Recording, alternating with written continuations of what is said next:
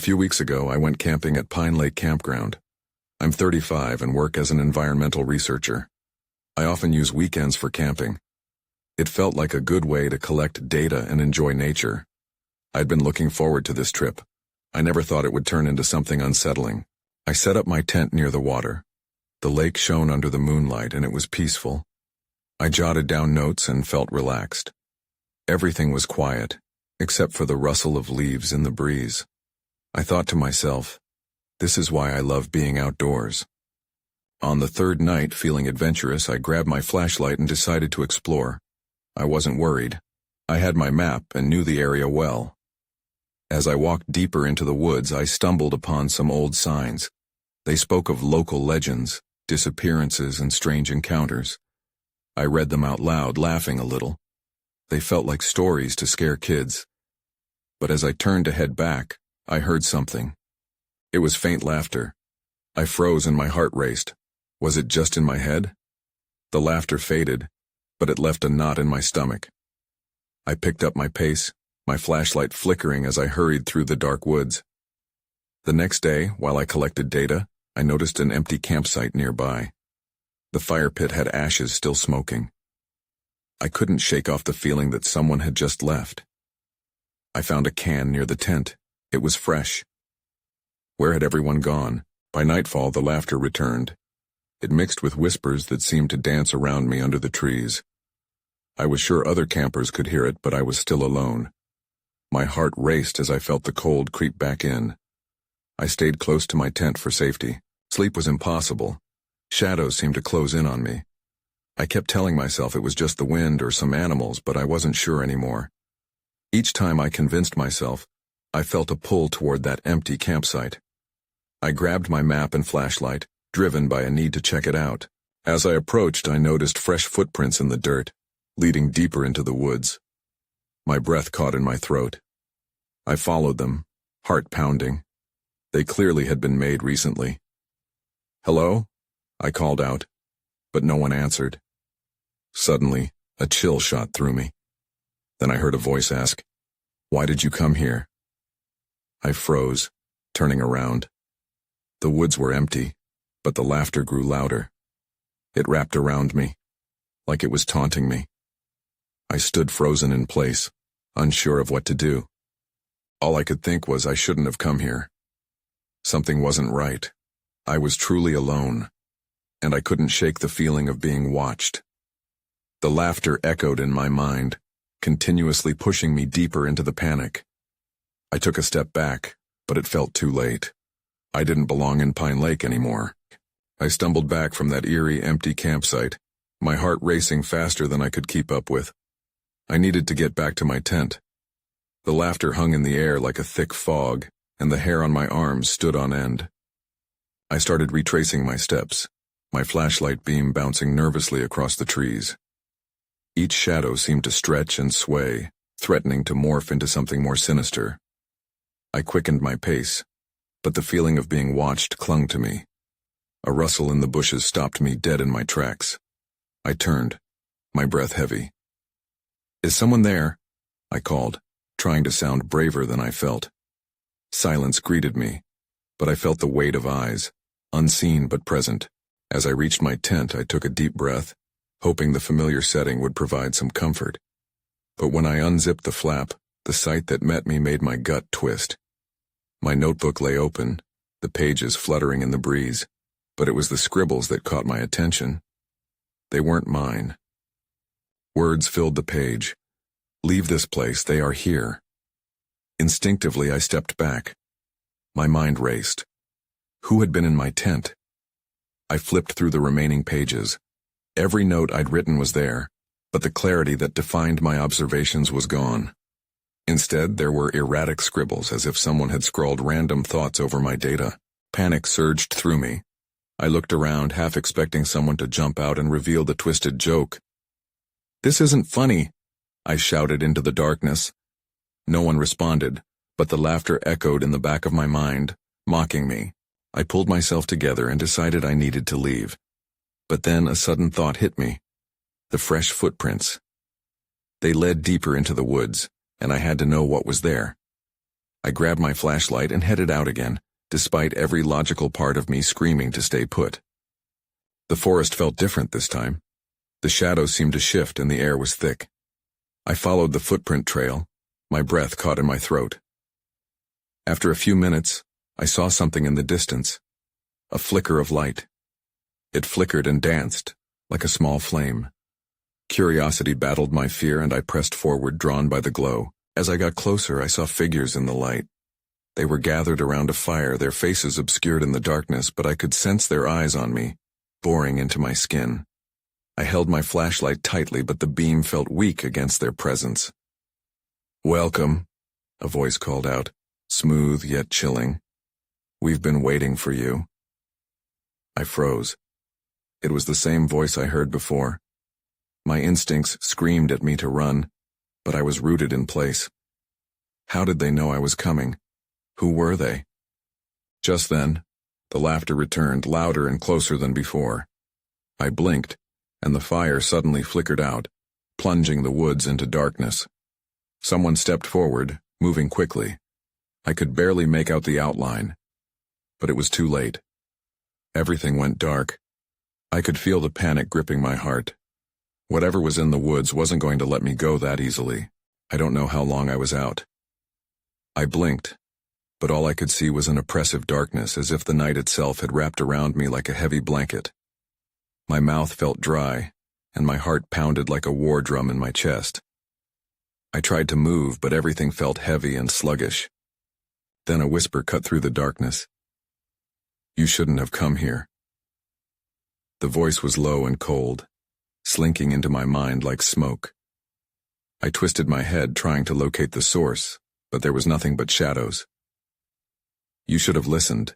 I finally managed to sit up, rubbing my sore neck. My flashlight lay a few feet away, still flickering weakly. I crawled toward it, the forest floor rough against my hands. Each small movement felt laborious, as if the very ground was burdening me.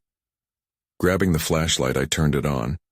The faint beam sliced through the darkness, revealing the clearing where I had seen the fire moments before. But there was no fire now, no flickering light, and no figures. Just my own breath clouding the air. Where had they gone? The laughter echoed faintly, weaving in and out of the trees, making me shudder. I couldn't shake the feeling that I was no longer alone. I carefully scanned the shadows, my heart racing as I noticed something out of place. Ahead of me, the footprints I had followed were still there, along with something else. Scattered on the ground were small trinkets and objects, a carved wooden figure shaped like a deer, a rusty key, and what looked like a tattered piece of cloth emblazoned with an unusual symbol. My curiosity outweighed my fear. I crawled closer to examine them, the eerie atmosphere creeping up my spine. As I reached out to touch the wooden figure, a deep growl resonated from the darkness. I froze. The hair on the back of my neck stood up. The sound was primal, animalistic. I slowly pulled my hand back, my pulse quickening. Suddenly the shadows shifted again, forming into shapes that looked vaguely human, their faces obscured, hooded figures that seemed to watch me with an insatiable hunger. I scrambled back, heart pounding louder than ever. "What do you want?" I yelled, desperation creeping into my voice. They didn't answer. Instead, they slowly encroached, the air thickening with a sense of foreboding. Without thinking, I stood and took off running into the woods, branches clawing at my arms and legs. My flashlight beam flickered, struggling to keep up with the pace I set. The growls followed me, echoing in the night, closer now. It felt as if the shadows themselves were alive, weaving around my footsteps, urging me to stop. Then, a low voice cut through the chaos. "You can't escape." It was the same voice from before, somehow richer and more powerful now. Panic surged through me, fueling my stride. I had to find a way out. I burst through the undergrowth and into a small clearing. My breath came in short gasps as I scanned my surroundings for any familiar landmarks. Just then, I caught sight of a figure standing at the edge, a silhouette against the moonlight. My heart stopped. Whoever it was, they were waiting for me. I had no idea if they were an ally or enemy, but just how I had to know was screaming at me. That's when the shadows around me began to shift again, and I could feel the pull of whatever was in this dark forest.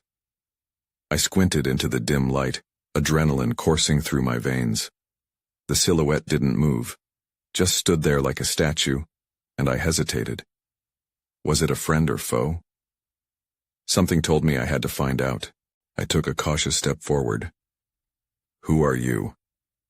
My voice trembled, combining fear with a desperate hope. In response, the figure tilted its head, revealing a flash of white beneath the hood. I felt a strange pull toward them, almost magnetic. But there was no time to think. Footsteps crashed behind me, heavy and threatening. I turned, my heart dropping.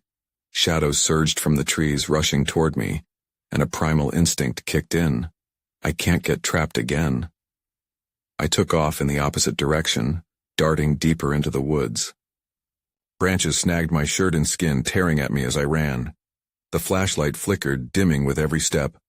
But the growls were louder now, surrounding me, closing in. I could feel their presence like a cold wind against my back.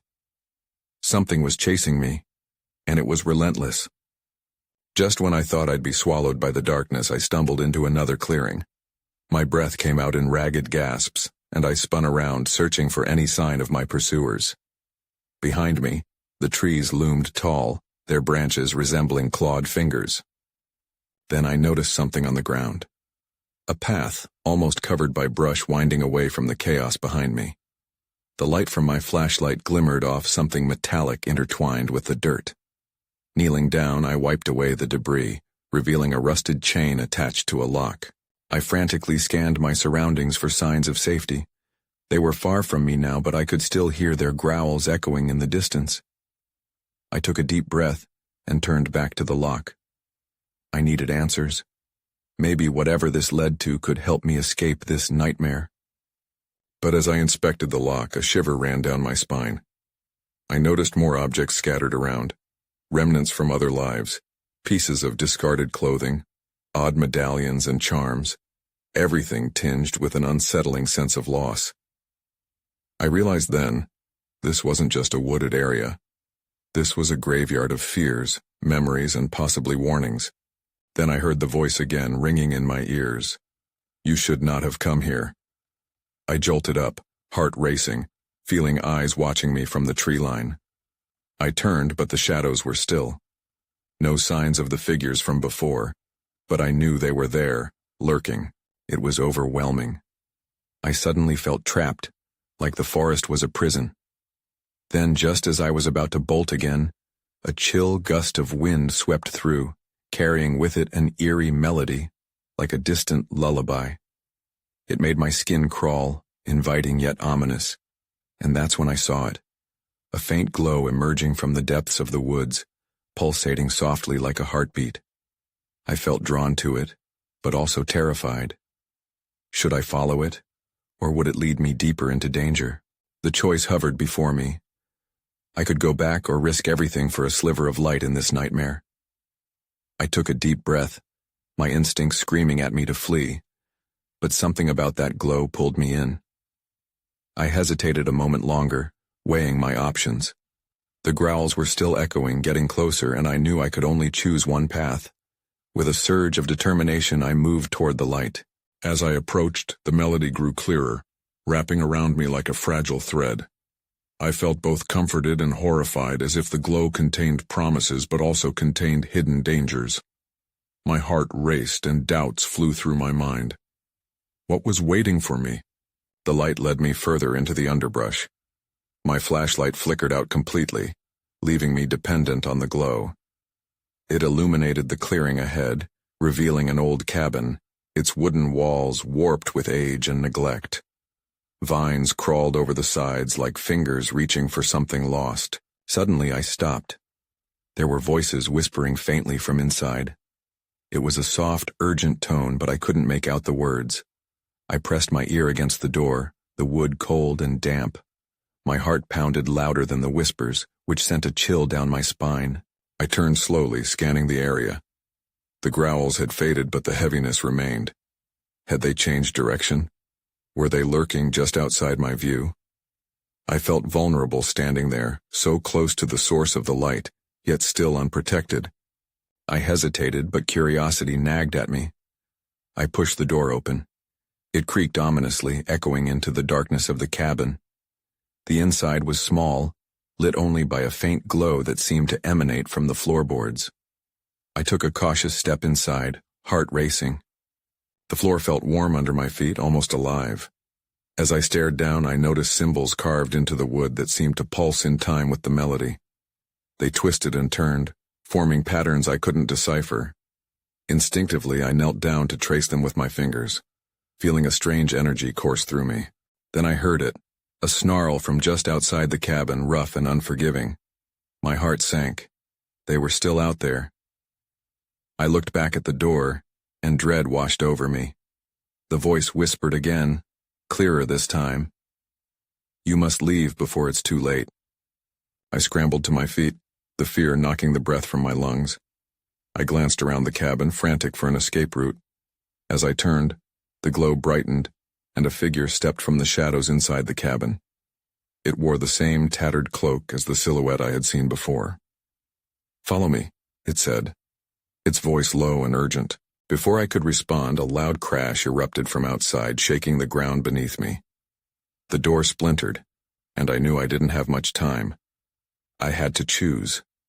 Follow this mysterious figure or face whatever was coming for me. The choice loomed again, but this time it felt different. Something was about to happen, and I had to act fast. I didn't hesitate. I dashed across the small cabin and into the embrace of the figure's cloak. As I stepped into the shadows cast by the faint light, I felt a strange pull, almost like being wrapped in a warm mist. "Stay close," the figure urged, eyes gleaming beneath the hood. Without another word, it led me deeper into the cabin, away from the door I'd just come through. I could hear the panicked growls and heavy footsteps outside, drawing nearer with every heartbeat. Somehow I knew we didn't have much time. The figure moved swiftly, guiding me through a narrow corridor lined with shelves. Odd trinkets and forgotten memories cluttered the surfaces, cracked mirrors, rusted keys, and books with pages yellowed and curling. Each object seemed to tell a story, but I didn't have time to listen. As we entered another room, the glow intensified, swirling around us. The walls were adorned with more symbols, glowing brighter than those on the cabin floor. They throbbed like a heartbeat, and I felt lightheaded just looking at them. "The melodies will guide you," the figure said, stepping back to let me analyze the space. I tried to catch my breath, confusion swirling within me. "Who are you?" I asked, my voice barely above a whisper. "You'll understand soon," it replied, but I could hear the urgency. "You must find it. The song is alive and it chose you. You must leave this place and never return." Before I could ask for more information, a violent crash resounded from the room we'd just left, followed by guttural howls that rattled the walls. My blood ran cold. Whatever was outside had found a way in. "Now!" the figure shouted, pulling at my arm. Together, we surged forward. I followed blindly as it led me down another narrow passage. The walls pressed in on us, darkness threatening to swallow us whole. Just when I thought I would lose all hope, we burst into another room. This one was different.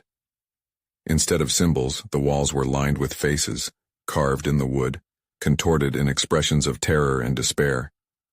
I stumbled back, feelings of dread washing over me. Among them, I thought I recognized features I had seen in my nightmares. "Please, we have to go," the figure urged again, and I nodded, shaken to my core. But as we turned to leave, a shadow draped over us. Out of the corner of my eye, I saw the door swinging open, revealing a massive silhouette. Long limbs and red eyes glowed with hunger. A deep growl reverberated through the cabin as the figure urged me to run. I sprinted past the being and back into the corridor, the figure close behind. Panic surged, propelling me forward. Then, without warning, the melody enveloped me again. It was both a siren song and a warning, beckoning, yet threatening. "We're almost there," the figure shouted just as I crashed into a wall of heat. It wasn't the cabin. It was a blinding light pulsing with energy. I reached for it, feeling hope blooming. But in that moment of clarity, a chilling question hit me. What exactly was I running toward? Then everything went quiet. I turned back. The figure was gone, vanished into thin air. I blinked, struggling to comprehend what had just happened. The room buzzed with energy and I stood alone, my heart racing. I scanned the space for any sign of the figure, but it was just me now. The oppressive silence weighed down on me, heavy and unsettling. With the shadow still looming outside, I knew I couldn't linger. I stepped further into the bright light, hoping it could protect me. As I crossed the threshold, the warmth enveloped me in a strange embrace. It felt safe, but I was still on edge. My instincts screamed at me to move. The room expanded around me, revealing a new world. Tall trees framed an open sky, stars twinkling above like distant echoes. I realized I was outside, in a clearing surrounded by a lush forest. But this serenity felt unnatural, like a trap. Then I noticed it. A pulsing rhythm resonated in the air, the same melody I had heard in the cabin. It was softer now, like a lullaby, and somehow it felt familiar. But I wasn't comforted. It felt like hundreds of eyes were watching me from the wood's shadows, waiting for me to make a mistake. My fingers brushed against something cool and smooth at my side. It was a stone, glowing faintly with the same light I had seen in the cabin. I stared at it, feeling a strange connection. Maybe this was what the figure meant by, "The song is alive." It felt like it had a pulse of its own, matching the rhythm in the air. "What are you?" I whispered. The stone vibrated in response, sending a shiver down my spine. Now was not the time for questions. Suddenly a rustle came from the trees. My heart raced as I turned to see a pair of crimson eyes gleaming from the darkness, just like the figure before. Was it the same creature or something worse? My breath caught in my throat. I needed to run, but my legs felt like lead. Just then the melody shifted, rising in intensity. It felt urgent, demanding my attention. In a moment of instinct, I raised the stone, and the light brightened, pushing away the encroaching darkness. The eyes blinked, and the creature recoiled slightly, a low growl rumbling from deep within its throat. "Leave me alone," I shouted, the fear fueling my voice. The creature paused as if contemplating its next move. The melody swirled around me, urging me to make a choice. Stay and confront the monster or flee into the depths of the unknown. I took a deep, shaky breath. I didn't know what would happen next, but I felt a sense of determination washing over me. I took a step toward the creature, clutching the stone tightly. The light surged in response as if it could sense my resolve. That's when I saw it. A path opening up at my feet, illuminated by the stone's glow. It led deeper into the forest, away from the terrifying eyes. If the melody guided me here, maybe it would lead me to safety. I had no idea what I would find, but standing still was not an option. With one last glance back, I bolted down the path, the melody echoing in my ears, a beacon of hope, or perhaps a call to something darker waiting just ahead. The forest closed in around me as I sprinted down the path. The tall trees loomed like silent guardians, their gnarled branches stretching overhead. I could still hear that urgent melody swirling in the air, guiding me forward. I didn't have time to think. My only focus was on escaping whatever shadow lurked behind. My feet pounded against the earth, and soon the path twisted, leading me deeper into the woods. The light from the stone flickered, and I tightened my grip, willing it to stay bright. A sudden chill raced down my spine, and I glanced over my shoulder, half expecting the creature to be right on my tail. But there was nothing, just the rustle of leaves and the hum of that haunting song. The path opened up into a small clearing, and I skidded to a stop. In the center lay a stone altar covered in moss, intricately carved with symbols that pulsed faintly in sync with the stone I held. The contrast between its stillness and my frantic heart made me anxious. What was this place? My instincts urged me to stay alert, yet the gentle glow seemed to draw me closer. I approached cautiously, the rhythmic melody becoming a soft whisper in my ears. Whatever this altar was, it felt important. The stone I held vibrated more intensely now, responding to the ancient energy surrounding me. Suddenly the melody changed. It felt more urgent, and I heard a new layer. A voice layered beneath the song, barely audible but undeniably present. Come, join the song. The words wrapped around me like a ribbon, pulling me toward the altar. No, I shouted, fighting against the pull. The sensation was almost intoxicating, but I sensed danger beneath its allure. Logic told me to flee, but curiosity gnawed at me. Before I could decide, the earth trembled beneath me. The altar and the surrounding stones began to glow fiercely, illuminating the entire clearing. My heart raced as I dropped to my knees, clutching the glowing stone to my chest. That voice became louder, echoing in my head, matching the beat of my heartbeat. Then, as quickly as it started, the light dimmed, and the voice faded. I looked around, breathless, wondering if I had imagined it.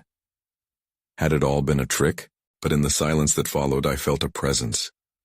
Something was watching me from the shadows, waiting for me to make a choice. The air thickened, and I could hear my own heartbeat, drowning out the melody as I fought to steady my breath. In that moment, I realized I was far from safe. The stone pulsed in my hand almost anxiously, like it was urging me to act. I needed to find out what my connection to this place was. But what if it was too late? What if whatever was watching stepped out into the light? As I rose to my feet, a sharp crack echoed through the clearing, sending a shock of adrenaline coursing through me. I turned, heart racing once more. The shadows shifted, and I knew my time was running out. I had to make a decision: engage with the unknown or turn back to the path from which I came. But just as I took a step in retreat, the light of my stone flared brilliantly, casting shadows that danced ominously around me. Something was about to break through, and I had to be ready. I braced myself, holding the stone tightly as I watched the shadows swirl with an unnatural energy. It felt like a living thing, pulsating and writhing. I couldn't tell if I was about to witness something extraordinary or something horrifying. Then from the darkness, a figure began to emerge. At first it was just a silhouette, but as it stepped into the glow, I gasped. The creature wasn't what I had expected. It was humanoid but twisted, its limbs elongated and uneven. Its eyes glowed faintly like two dying embers. I should have turned and run, but some force kept my feet glued to the ground. Join the song, it rasped, its voice an eerie echo of the melody I'd heard before. I could feel an urge to step closer, to let the light consume me, but fear clawed at my insides. I had to resist. This thing, this creature, was tied to the altar and the voice, and I had stumbled into something far beyond my understanding. "Who are you?" I shouted, trying to summon enough courage to confront it. The words felt weak, almost pathetic. "I am what you fear," it whispered, the shadows around it flickering. "I am what you seek. You have the stone. You must decide." "Decide what?" I asked, trying to buy time to think. A selfish plea against the panic rising in my throat. To join the eternal song or to fade back into ignorance. With each word, the creature gestured towards the altar, and I felt that lure again, a desire to embrace the unknown. But I remembered the urgency in the woods, the shadow that had chased me before. I couldn't let it pull me in. "The stone belongs to me," I said, feeling a spark of defiance. It pulsed in my hand, and suddenly, the creature flinched as though my words had struck it. "It is a part of you now," it said, its voice rising, filled with anger. "You cannot yield it, but you can choose to join."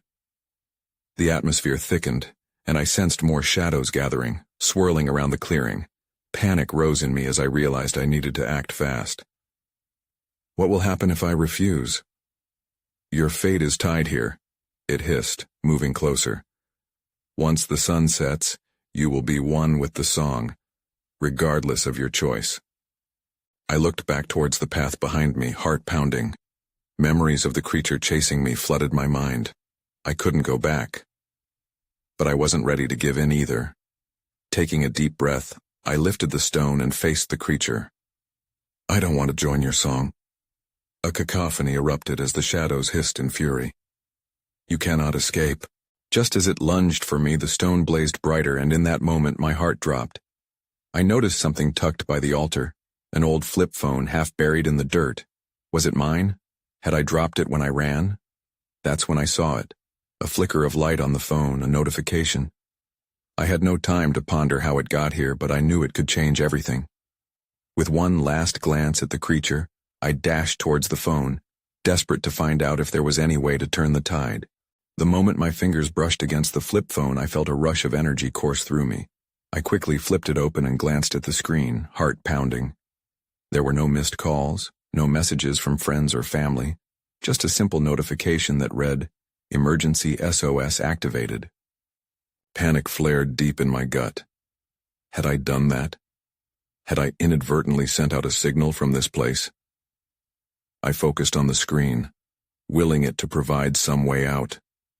As I scanned for details, time felt distorted, that urge to join the shadows still swirling around me. The creature loomed closer, its essence crackling like thunder. "You cannot escape," it screeched, veins of darkness snaking around its form in a desperate whisper. The shadows clawed at me, each passing second tightening their invisible grip. I needed a distraction, anything to buy me time. "Leave me alone," I shouted, and with that I pressed the only button I could make sense of, the call button. The screen flickered, and a moment later, a ringing tone echoed through the air. Not the ethereal melody that had haunted me, but a sobering ring that felt like a lifeline. The creature faltered, eyes narrowing. I could see hints of realization stirring within its malice. An opening, a way to leverage my advantages. The shadows began to writhe, anticipating my next move. I took a step back, heart racing as the phone rang. Then a gasp cut through the night air. It wasn't just the creature. Amidst the swirling chaos, a shape materialized just beyond the glow. A figure emerged from the darkness, blurry and indistinct, but unmistakably human. "Hello? Is someone there?" The voice was familiar, filled with warmth and urgency. I squinted through the shadows and recognized the other campers from Pine Lake, a group I had seen lingering near the empty campsite. They were calling for help. "Help us," I yelled, desperation clawing my throat. "We need to get out of here," the creature hissed, venomous and angry. "They are part of the song now. You cannot take them from us." But the figure, the human voice, stepped closer, illuminated by the intensity of that pulsating light from the stone. "We're here," shouted one of them, their face slowly taking shape. "Stay where you are." As they drew nearer, the creature snapped back, recoiling as the glow from the stone grew brighter in response. The melody shifted again, this time almost frantic, as if caught in a tug-of-war between light and shadow. If we can all connect, I thought wildly, recognizing this moment was about to define everything. I fought to resist the pull of the shadows, channeling every ounce of strength to hold the phone and signal to the figure. "Grab my hand. Use the light to fight back." And in that instant, as the human shape reached toward me, the connection sparked. It felt electric, bonding our fates together. We formed a circle, our collective presence grounding against the chaotic energy surging around us. The creature howled in protest, shadows striking outward, but we stood firm. There was strength in our unity, a sense of purpose igniting as I held the glowing stone aloft. The harmony shifted, growing louder to drown out the darkness. Then, it happened. A burst of energy exploded from our circle, illuminating the clearing. It was dazzling, blinding, as if the shadows that had once shackled me were swept away, revealing the truths buried beneath layers of darkness. But just as quickly it waned. I felt myself falling through the light, spiraling into a realm of uncertainty, before catching myself, gasping. All around us was quiet, an eerie still that seemed surreal after the chaos. The creatures, the shadows were gone, vanished as if they'd never existed. We stood in the same clearing, but the air felt different, lighter, as though a burden had been lifted. My breath came in sharp bursts, confusion gripping my mind. Did we? One of the campers, a woman with wide, startled eyes, broke the silence. "Are we safe?" "I don't know," I replied, glancing around. The woods felt strangely serene, yet there was still a lingering sense of dread in my gut. But I think we might have escaped. Maybe. Another brushed a hand through their hair, nervously checking their surroundings. But what about that song? What about the shadows? My mind whirled with endless questions. I glanced at the stone, now dull and silent in my palm. Had we truly freed ourselves? The night felt heavy with unanswered mysteries, questions lurking beneath the tranquility that surrounded us. I moved slowly through the clearing, searching for remnants of our ordeal, my breath caught in my throat. Had we truly triumphed? Or merely delayed the inevitable? Suddenly something caught my eye. A shadow flitting at the edge of the woods, momentarily visible before slipping back into the depths of the trees. I froze, heart pounding. They are still here, aren't they? A voice murmured, filled with shivers. I nodded slowly, a knot forming in my throat.